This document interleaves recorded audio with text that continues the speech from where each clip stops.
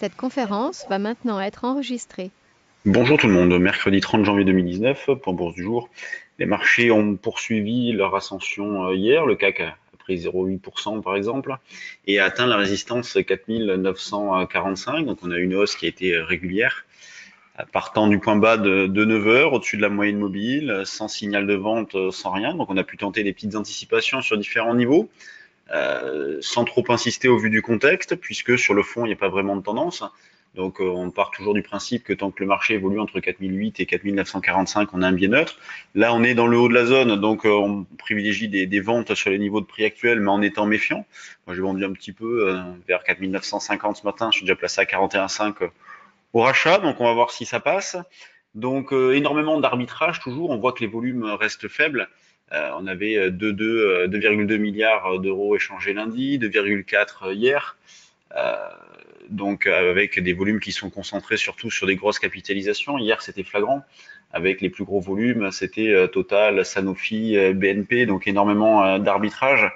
Donc c'est vraiment la force de l'addition des grosses capitalisations qui a fait monter le marché hier, parce que sur le fond, il n'y a pas vraiment de nouvelles, hein, ni bonnes ni mauvaises. Le spectre de la récession est oublié temporairement, mais on a toujours une visibilité qui reste faible. Donc faible visibilité, peu de conviction, donc peu d'initiative. Et c'est ce que l'on retrouve en ce moment sur les marchés. Le DAX, lui, est en sous-performance. Donc on a franchi la zone des 11 250 la semaine dernière, ce qui faisait que d'un biais neutre, on passait avec un biais davantage haussier, mais depuis, il cale un peu. On n'est pas allé bien loin, 60 points de plus environ. Là, on revient un petit peu en arrière, donc on peut acheter dans la zone des 11 155,60. C'était le niveau que je vous proposais d'achat hier et que j'avais proposé sur le trade du jour notamment. J'avais proposé 53, on s'est arrêté à 56.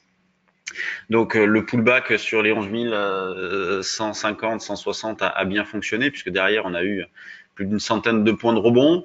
Mais sous performance du DAX, vous voyez, actuellement il perd 0,30 alors que le CAC est en hausse de 0,30 et on verra que la hausse du CAC est lié surtout aux valeurs du luxe qui montent fortement. L'eurodoll, lui, eh bien, le niveau que je vous avais proposé hier aussi a bien fonctionné. C'était un 14,53, il a fallu servir un petit peu avant.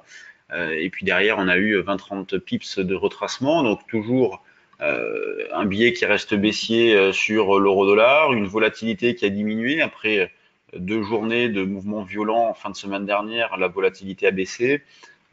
Donc on peut toujours vendre vers un 14 50 55 pour commencer. Au-dessus, ça serait un 14 70 75.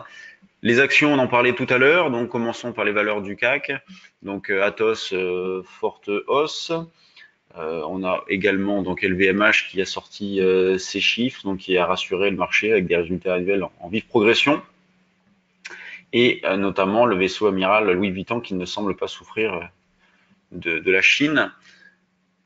5 et quelques de hausse sur LVMH qui sort par le haut de sa dérive latérale de dernier temps. Donc dans son sillon, Kering progresse aussi. À la baisse, on retrouve Technip, on retrouve Orange qui est pas terrible. On a Carrefour qui est presque en double top. Que fait Renault ce matin? Elle baisse un petit peu de 0,54%. Donc sur Renault, on a eu un signal d'achat qui a été déclenché au-dessus de cette zone-là. Depuis, elle a bien progressé et puis ça se calme un petit peu. Sur les mid et small, il y a une spéculation qui est intéressante avec des valeurs qui bougent pas mal. Nous, on a trouvé quelques idées, notamment sur le trade du jour ces derniers temps. Là, quand on regarde ce matin ce que l'on a, tac, donc à la hausse, on a Carbios, donc on en avait parlé hier, donc qui a déclenché au-dessus des 5,25, 5,30, qui a confirmé immédiatement. Ce qui est intéressant de remarquer sur ces valeurs, c'est qu'il y a du relais, contrairement à notamment l'année dernière où il y avait des démarrages, il n'y avait pas de relais derrière. Là, il y a du relais, donc il semblerait que certains croient une poursuite. Alors, il faut quand même être extrêmement méfiant, hein, toujours si peu de visibilité, mais on peut tenter des choses. Faut savoir ne pas insister, mais c'est vrai qu'il y a des configurations assez intéressantes.